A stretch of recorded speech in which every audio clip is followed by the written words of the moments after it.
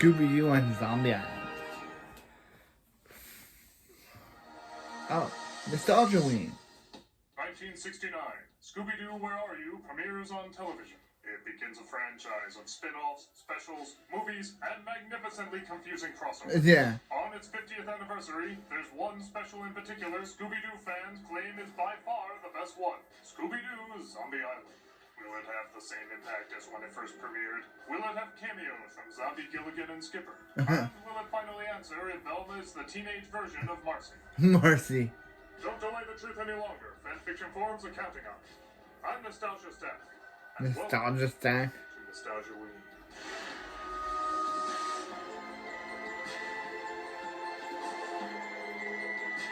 R.I.P. Scrappy.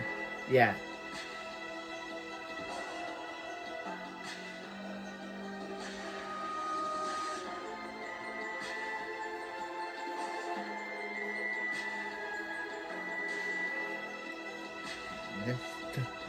Channel Awesome's Nostalgia Week. And Doug, Malcolm, and with Jim, Rob, written by Rob and Doug, and title sequence by Game Show Reviewer. Hello, I'm the Nostalgia Guy, remember? So you don't have to. Hey, Crick. It's hard to find a formula that can last over 50 years. But Scooby-Doo has certainly found that formula. Though there's certainly been variations over the years, Scooby-Doo has delighted kids with almost the exact same characters and setup.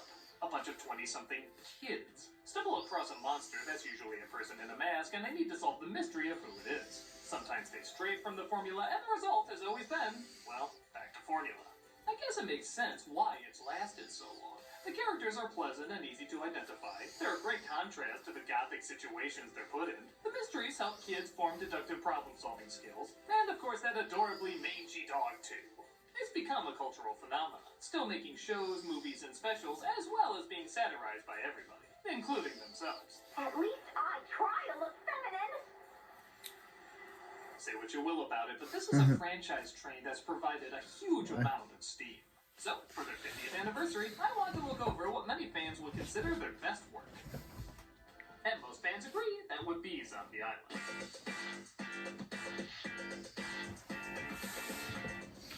Released to home video in 1998, this is what many Scooby-Doo fans consider their magnum opus. With good animation, a darker tone, and actual monsters this time as opposed to just people in masks. An element that would return in many future spin-offs. Well, that's all fine and good. Does it hold any value for grown-ups? Is there something there to entertain the brain of an adult as well as the heart of a child? Well, let's jump right in after running midair in a circle to find out. Let's close out Nostalgia Ween with Scooby-Doo on Zombie Island.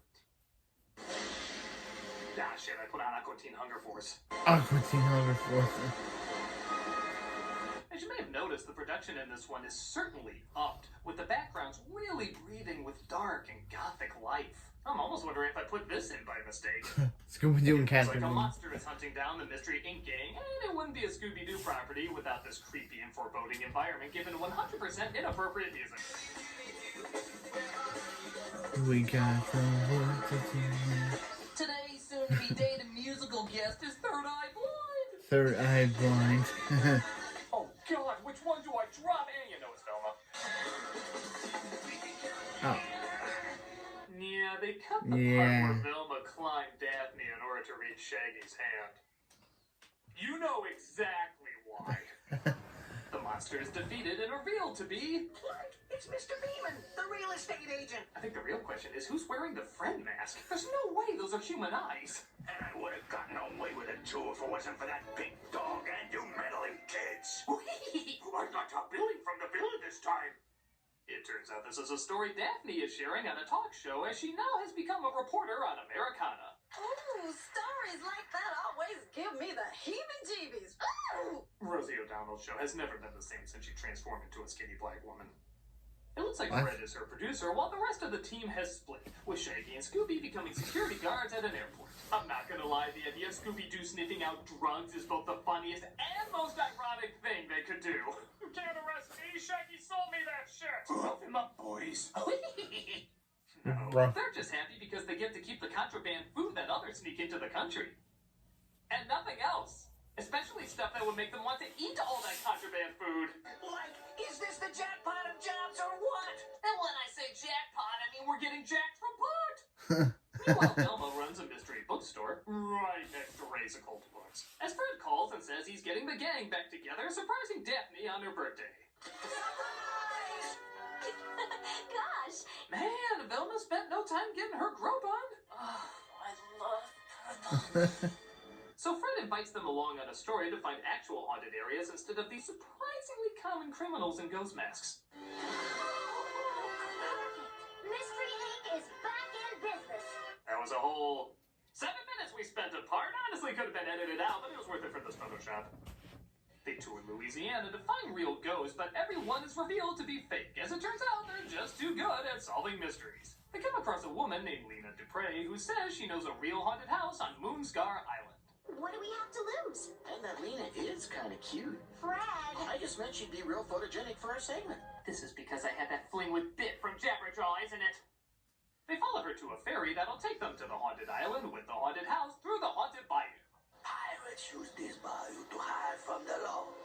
Then not only a fool will come a-looking up in here. No, sorry, I have a condition where I shout that word. Anyway, they were looking for fool's gold while nourishing a fool's hope in the middle of watching Fools Rush In. Is a new movie at the time. Underrated. Scooby and Shaggy fall over, though, but are saved by a fisherman named Snakebite, who's looking to catch Big Mona, an uncatchable catfish. This here's my hunting pig. Hunting pig? That's the weirdest thing I ever heard, isn't that right, mystery-solving talking dog? So weird. He returns them to their I love boat, and his- they I arrive love at his the house shaggy on the voice. island, which is crawling with cats. Rats! Come back, Scooby! You will know my name is the Lord when I lay my Scooby upon thee. They come across the owner named Simone, who is not amused at Scooby's antics. You'll have to do something about your dog. Food always keeps Scooby occupied. If it will keep him from chasing my cats. No, I meant the cats being the food. Is that off the table? What? Scooby and Shaggy notice a chill in the kitchen as the local ghosts recommend their favorite Jordan Peele movie. The Get hunting out. might just be starting. After sundown, the ghosts get more restless. It'll be like those ghost hunting shows. There might be bumps in the distance. Bumps!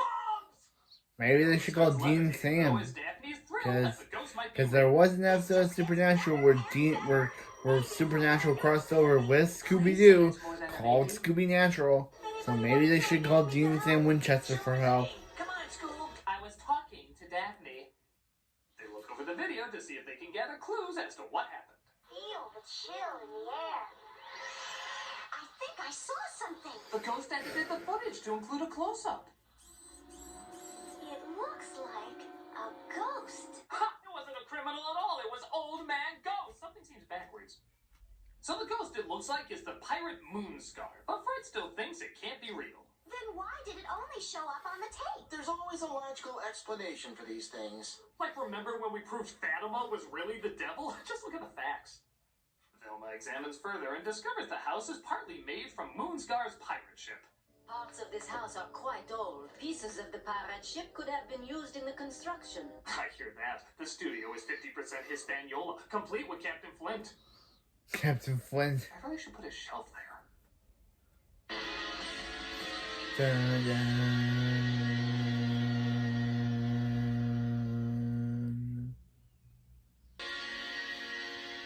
So the legend goes, the pirate Moonscar buried treasure on the island, which Fred thinks is further proof it's just a person faking this looking for riches. Meanwhile, Scooby and Shaggy stumble into a pit where a dead body seems to be coming to life.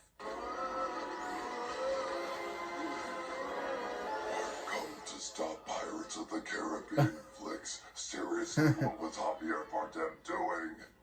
They get out and tell everyone about LeChuck, but nobody saw him, including the suspicious gardener. What were you doing out here? My job. He is suspicious, but he is kinda cute. I can't wait to leave this movie in a body bag.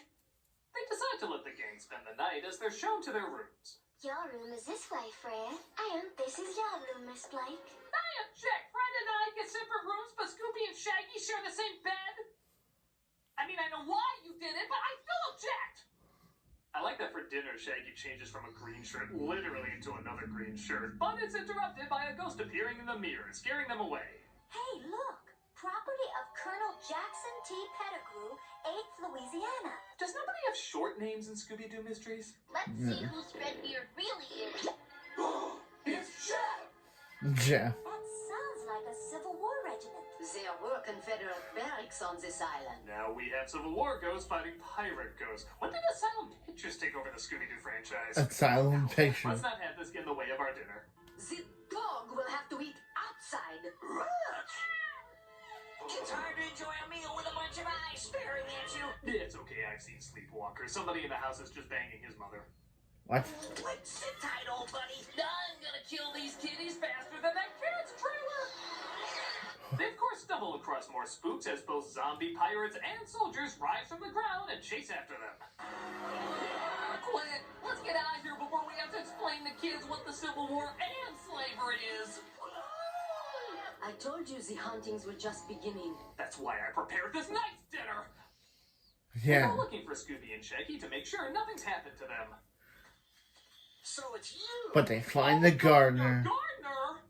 Your crazy friends are screaming about zombies. You're never around when these ghosts and zombies appear. Now, isn't that a coincidence? We really believe you're behind it, which probably means you're not behind it. How many times have we done this routine? He starts getting pissed off of the accusations, even after saving one of their lives. Quicksand. Thanks. But you're still a suspect. Now kindly carry me over these dangerous puddles, suspect! Fred and Daphne find the mystery machine, as well as the crawfish Scooby and Shaggy ate. That seems scream-worthy. Zombie and ghosts are one thing, but seafood shells? I might be dumb! They come across Shaggy and Scooby, as well as a zombie. It's the fakest, cheesiest mask I've ever seen. But it feels real. I know, from all the dead faces I've touched in the past. Don't Google me. Don't. Real. Well, I never thought I'd say this in a Scooby-Doo movie, Yeah. but holy shit! The cast of Black Cauldron would be like, well, God, Jesus, honey. Fuck! More zombies come to life as yet another inappropriate rock song plays, but honestly, the animation is so good, it has a little bit of a music video vibe to it.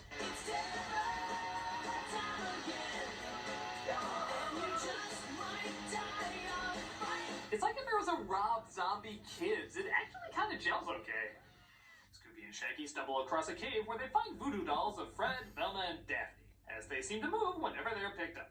And yeah, this scene's pretty funny. This one looks like Daphne. Ow! Ow! I'll forgive you only if you do that 5 more times. They're eventually dropped. Now make them They kiss. get back to the house and discover No, the power we're is done off. with that scene. And great, this house was a pirate ship and the set for the monsters. I had a feeling about both. They come across Lena, who says the zombies drag Simone away, but Velma doesn't quite believe her.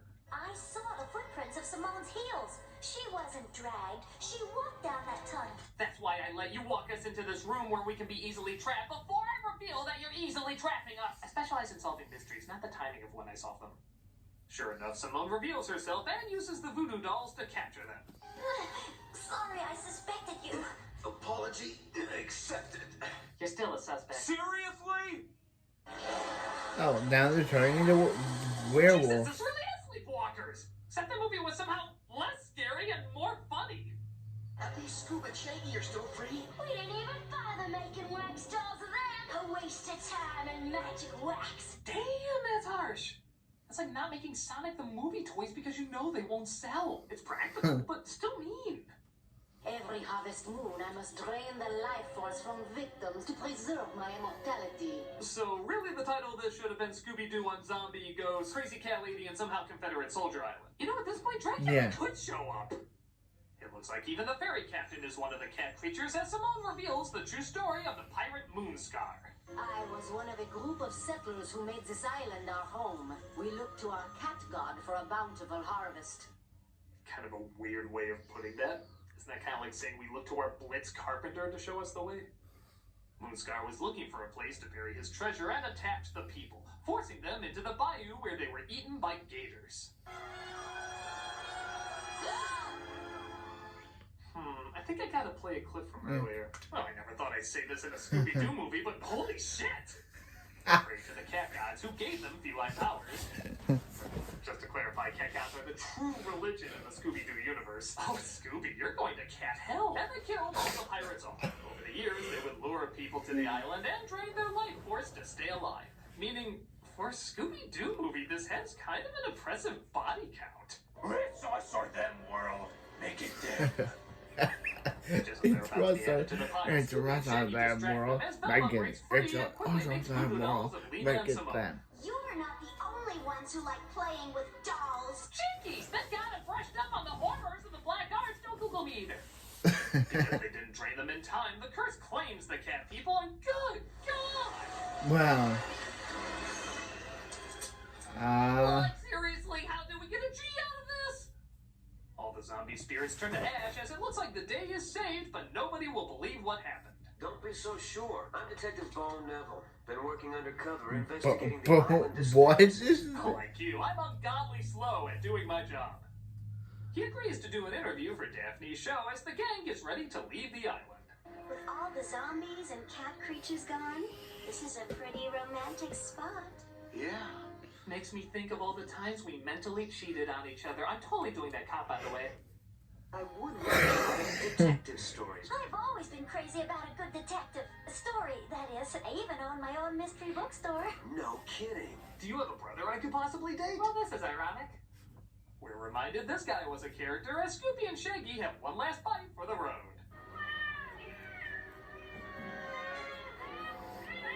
Someone didn't measure out this framing or they've all been cursed by David the Gnome's eyebrows. Right. So that's said to be one of the best Scooby-Doo movies, if not the best Scooby-Doo movie. And for what it is, yeah, it's pretty good. Yeah.